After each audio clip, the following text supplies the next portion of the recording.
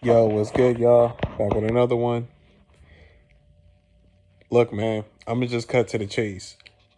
It's about Brock Purdy and Jimmy Garoppolo part two. Jimmy Garoppolo, watching him play with the Raiders, I'm gonna be honest with y'all, and I used to defend Jimmy Garoppolo a lot, but a lot of people were right about Jimmy Garoppolo as far as like the bonehead decisions that he used to just consistently make all the fucking time, yo. All the fucking time he used to make bonehead decisions. But the defense in the running game would bail him out, or getting the ball to Debo Samuel or George Kittle or Brandon Ayuk would bail him out because he just, I don't know, man. Like, his ability to process information was questionable. Like, you know what I'm saying? Like, Jimmy would make the same mistake over and over again. And Kyle would be losing his fucking mind. I still remember the game against the Tennessee Titans in 2021. We were clearly better than Tennessee. It wasn't close. And yet, he single-handedly kept them in the game until we ultimately lost that game. And Kyle went the fuck off on the sideline when he missed a fucking 2-yard pass. Like, wide, I mean, Brandon Ayuk, like, it was wide and it was uncatchable. And Kyle went the fuck off. Like, that's when I knew, like, it was over for Jimmy Garoppolo then. I knew it was over for him then. But with Brock Purdy, Kyle opens up, like, the playbook is unlimited now with Brock Purdy, with Kyle. That's why Kyle probably has so much faith in this kid, because he he just opens up the floodgates for Kyle's system. Like, you feel what I'm saying? Like, Kyle literally can call any fucking play he wants now with Brock Purdy, because he knows Brock Purdy's going to make the right decision. He knows he's not going to do something fucking retarded, like throw to a middle linebacker in the middle of the fucking field.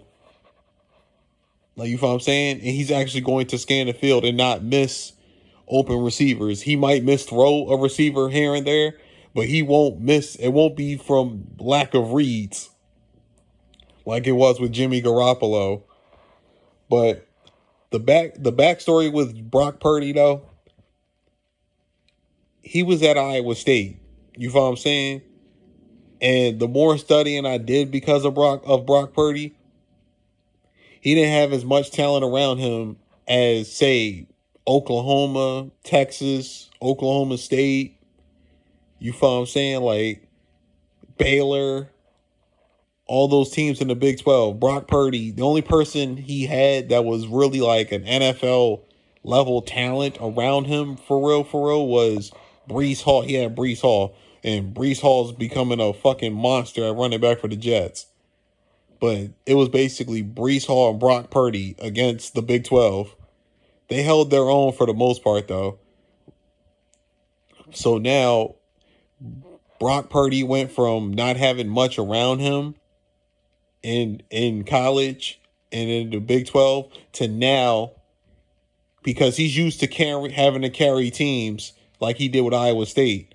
But now in the NFL, he's surrounded by probably the most talented the most talented set of skill players in the NFL with the 49ers. And now he sees a different world with having all this great talent. And now he's unleashed. You feel what I'm saying? He can play his capabilities. Like, he doesn't have to fucking force shit like he did at Iowa State. He can play within himself. And that's what's going on with Brock Purdy. And that's why it looks so fucking smooth with him now. Because now he's the one with the talents. I still remember the game that they played Oklahoma and he went against Jalen Hurts with Oklahoma versus Iowa State. Jalen Hurts had all that fucking talent around him. He had Hollywood Brown. He had fucking CD Lamb. You feel what I'm saying? And Iowa State lost by 2 points that game. But now in the NFL, Jalen Hurts still has a ton of talent around him with the Eagles, because A.J. Brown, Devontae Smith, Dallas Goedert, my boy DeAndre Swift. You feel what I'm saying? Shout out to him. But now Brock has the same amount of talent, if not better, with Debo, Brandon Ayuk, George Kittle, Christian McCaffrey. You know what I'm saying? So now that Brock has talent in his favor, he gets to show how good he is. And I'm pretty sure it feels good to him to have talent around him. But that's the big breakdown of Brock Purdy, man.